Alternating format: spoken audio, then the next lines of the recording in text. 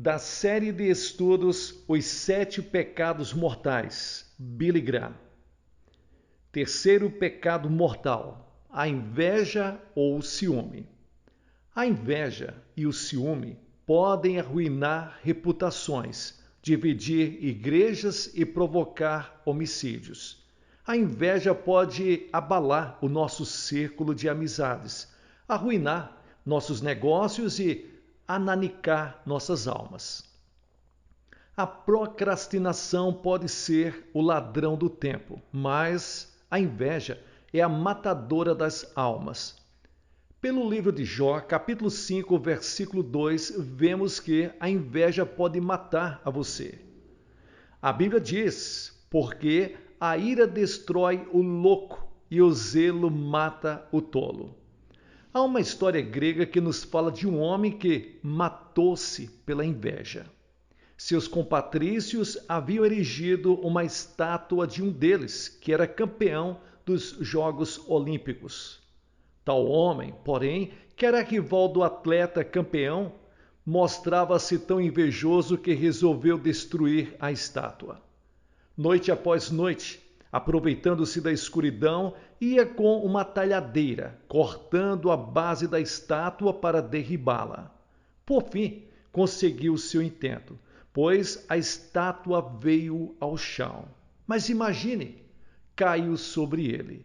Assim, tal homem morreu, vitimado por suas próprias mãos, pela inveja. A Bíblia, cujos conselhos são mais sábios que o dos maiores psiquiatras, nos admoesta a nunca invejarmos os ricos. No Salmos 49, versículos 16, nós lemos isto: Não temais quando alguém se enriquece, quando a glória de sua casa se engrandece. O invejar aqueles que são mais prósperos do que nós não nos traz nenhum centavo a mais e leva a alma à bancarrota. O invejoso, de algum modo, sente que a fortuna dos outros é infelicidade sua, que o sucesso de outrem é sua derrota e que a bênção dos outros lhes é maldição. E a ironia de tudo isso está em que, construindo o invejoso esse pensamento errado, a sua queda se torna inevitável.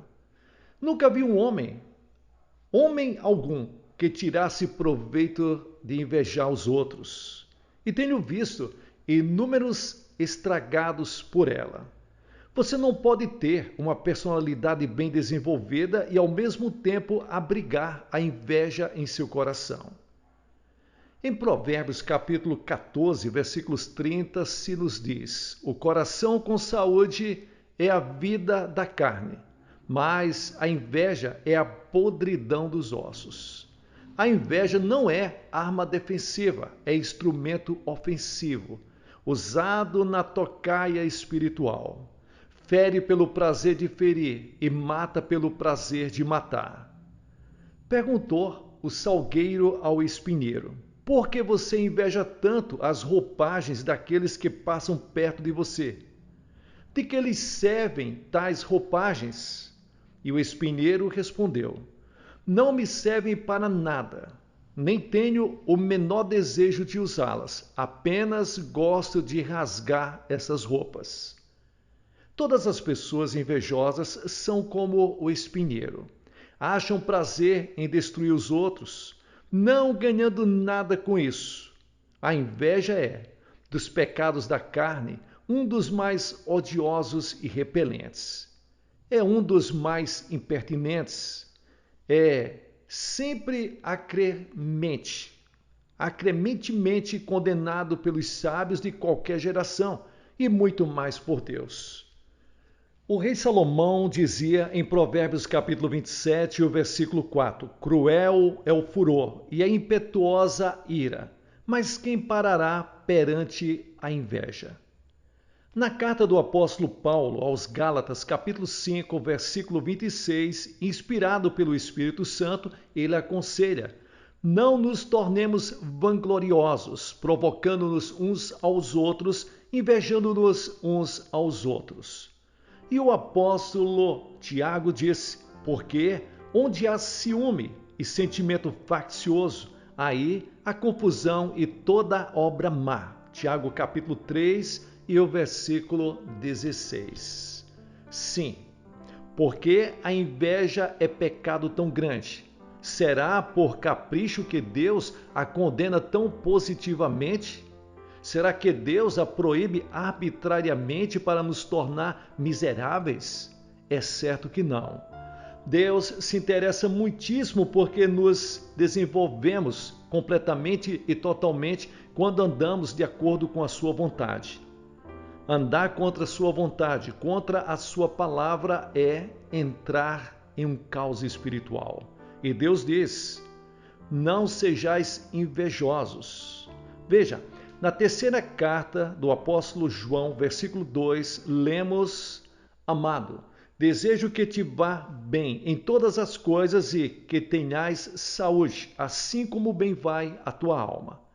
A inveja foi um dos pecados de Lúcifer antes de se transformar em Satã.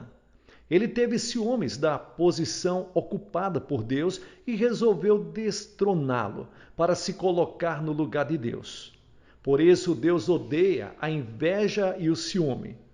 Um dos pecados que levaram Cristo à cruz foi a inveja.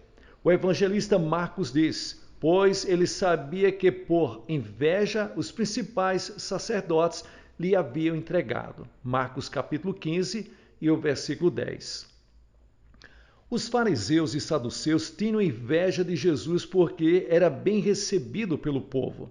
Detestavam o fato de grandes multidões se reunirem para ouvir as palavras de Jesus e o fato de haverem feito de Jesus uma espécie de herói nacional.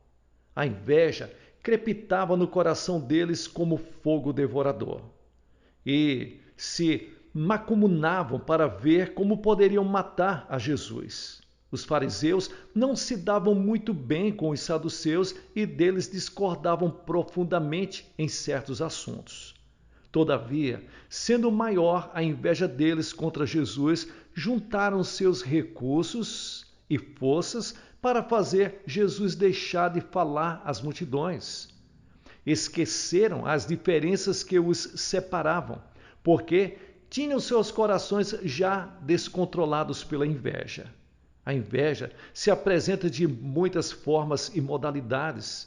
Não obstante, é detestada por Deus, que abomina a todos quantos se deixam dominar por ela. Também se condena a inveja porque ela destrói nossa saúde espiritual. A inveja é sintoma devastador daquilo que chamamos pecado original, pecado de todas as criaturas humanas. Não pense você que está me ouvindo que só você pode sofrer com isso. Todos sofrem desse mal, uns mais, outros menos. O próprio apóstolo Paulo, que tão fortemente aconselhava os cristãos a fugir da inveja, sofrera desse mal. Padeceu muito da inveja espiritual. Tinha ciúmes da nova seita chamada cristã e a inveja o enchia de ira e furor contra os do caminho. Assim, ia Saulo de Tarso para cá e para lá, perseguindo e destruindo os cristãos. Mas no rosto de um cristão chamado Estevão, a cujo apedrejamento presidira, Paulo viu uma luz que jamais percebera em sua vida. E essa mesma luz ele a encontrou na estrada de Damasco. Daí, a inveja de Saulo de Tarso cedeu lugar a um fervente amor e a uma incontrolável alegria. O Saulo amargo, cínico e invejoso encontrou, como Paulo, um novo interesse na vida ao deixar a inveja e ao começar a servir ao Salvador Jesus. Quando se descobrem germes da tuberculose minando o organismo humano, faz-se tudo a não se poupar tempo, esforço, nem dinheiro para dominar e vencer essa terrível enfermidade. Não obstante, muita gente se aflige por causa da venenosa e mortal inveja e nada faz para conjurá-la. Aos olhos de Deus, é a inveja coisa feia, mortal e imoral. É um dos 7 pecados mortais mencionados pelo apóstolo Paulo na sua carta aos Gálatas e corre parelhas com o adultério, o homicídio, a fornicação e a bebedeira. Prevalece mais do que outros males, muito embora o púlpito, a miúde, nos alerte contra o seu poder destruidor. Embora não seja a inveja proibida por lei, esse vício que se infiltrou na vida moderna é abertamente condenado por Deus. Na carta de Tiago, capítulo 5, versículo 9, nós lemos: Não vos queixeis, irmãos, uns dos outros, para que não sejais julgados. Eis que o juiz está à porta. Proíbe-se também a inveja pelo fato de ela nos roubar a alegria, a felicidade e o contentamento. Impossível é conhecer a serenidade e o contentamento tendo-se no coração a inveja. Tenho conhecido inúmeras vidas cheias de amargura, insensibilidade, frustração, confusão e mesmo de incômodos físicos que são resultados diretamente da inveja. A inveja priva o invejoso da efetividade no seu trabalho e pode certamente destruir o serviço que se queira prestar a Deus. Ocasiona todos os tipos de males físicos resultantes da tensão nervosa que provoca. A inveja isola você da comunhão com Deus. Não há possibilidade de você ser recebido na comunhão de Deus se você abriga em seu coração a inveja. Se você não é cristão e nunca entregou seu coração e vida a Cristo, a inveja será um dos sintomas do pecado original que o separa de Deus. Antes de receber uma nova natureza e a vitória sobre a inveja, você precisa se arrepender e receber a Cristo como seu Salvador pessoal. Se você é cristão e abriga em seu íntimo a inveja, isso significa que você está desligado da comunhão com Cristo e não conhece ainda o encanto e o segredo de uma vida vitoriosa. Visto que Deus aborrece e odeia a inveja, não pode Ele abençoar a você enquanto você se mostrar invejoso. Shakespeare chegou bem perto desta verdade quando disse: Não, o machucado do algoz não tem a metade da agudeza que tem a tua contundente inveja. A inveja é para a alma o que a erosão é para a terra, pois vai carcomendo a pessoa que a abriga em seu coração e faz dela uma ilha de condenável egoísmo. Na química do espírito, nenhum pecado é tão devastador, nenhum pecado pode mais rapidamente pôr termo à doce amizade que deve existir entre o homem e Deus, como a inveja faz. A inveja o isola também de seus amigos. O invejoso está destinado a viver só. E, por fim, ele se torna um isolado espiritual, isolando-se dos amigos e da comunhão com Deus.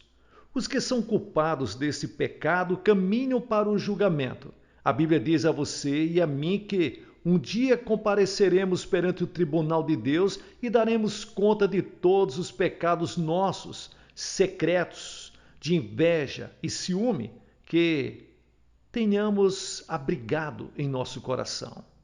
Muitos estão hoje perguntando ansiosamente: como me posso livrar desse pecado devastador que tanto me perturba a alma, a saúde e a felicidade? Primeiro, reconheça que você tem esse pecado. Os médicos dizem que o caso bem diagnosticado é já meia cura. Deixe de acusar os outros por seus fracassos. Faça o inventário de sua alma e haja de modo positivo, no sentido de vencer os seus pecados habituais. Admitir que uma falta em nada o diminui. Pelo contrário, faz com que você se torne maior aos olhos dos seus semelhantes. Segundo, confesse a Deus o seu pecado e deixe tal pecado. Na primeira carta do apóstolo João, capítulo 1, versículo 9, nós lemos: Se confessarmos, ele nos perdoará. E o apóstolo Tiago, em carta, capítulo 5, versículo 16, diz: Confessai, portanto, os vossos pecados para serdes curados. Inúmeras pessoas entraram pela estrada da cura e recuperação espiritual, confessando abertamente seus pecados a Deus. Confesse os seus pecados, deixe-os, arrependa-se deles, esse é o caminho. E terceiro, abra os seus olhos para ver a regeneradora graça de Cristo. A inveja não pode ser vencida e esmagada somente pelas forças humanas. O apóstolo Paulo aprendera o segredo quando disse aos Filipenses na carta que lhe escreveu: Posso todas as coisas naquele que me fortalece. Filipenses capítulo 4, versículos 13. À medida que a natureza cristã se desenvolver em sua vida, meu amigo, você notará que são mais facilmente vencidas as velhas e más tendências e a inveja e o ciúme. Você então perceberá melhor o profundo significado destas palavras. E os que são de Cristo Jesus crucificaram a carne com as suas paixões e concupiscências. Gálatas capítulo 5 e o versículo 24. E que o fruto do Espírito é gozo, paz, longanimidade, benignidade, bondade. Gálatas capítulo 5 e o versículo 22. Quarto, peça ao Espírito Santo que desça ao seu coração para lhes conceder vitória. É muito possível o que diz o versículo: assim também considerai-vos como mortos para o pecado, mas vivos para Deus em Cristo Jesus. Romanos capítulo 6 e o versículo 11. O fruto do Espírito é amor. Gálatas capítulo 5, versículo 22. E onde o amor habita em todos com toda a sua plenitude, nunca há lugar para a inveja e o ciúme.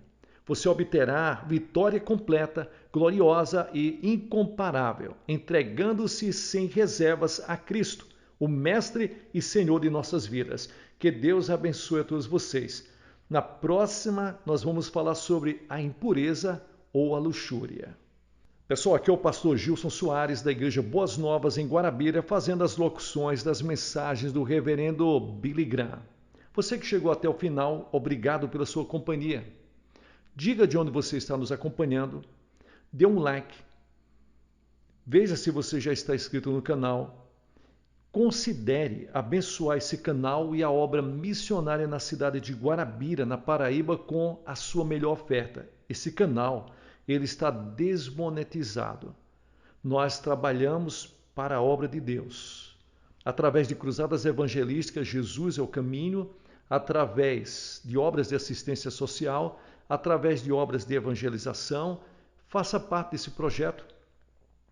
Na parte de baixo eu estou disponibilizando o nosso WhatsApp. Envie o seu pedido de oração. E ao enviar a sua oferta, o seu dízimo, aquilo que Deus colocar no seu coração, envie o seu comprovante. Quando você faz um depósito em alguns bancos, não aparece o seu nome. Então envie o comprovante para nós colocarmos no caderno de oração e orarmos por você. Deus vai te abençoar. Nós vamos estar orando pela sua vida espiritual, sua vida familiar, profissional, financeira, sua saúde. Em nome de Jesus, você vai vencer. Fique com Deus, muita paz, muita luz, sucesso na sua caminhada.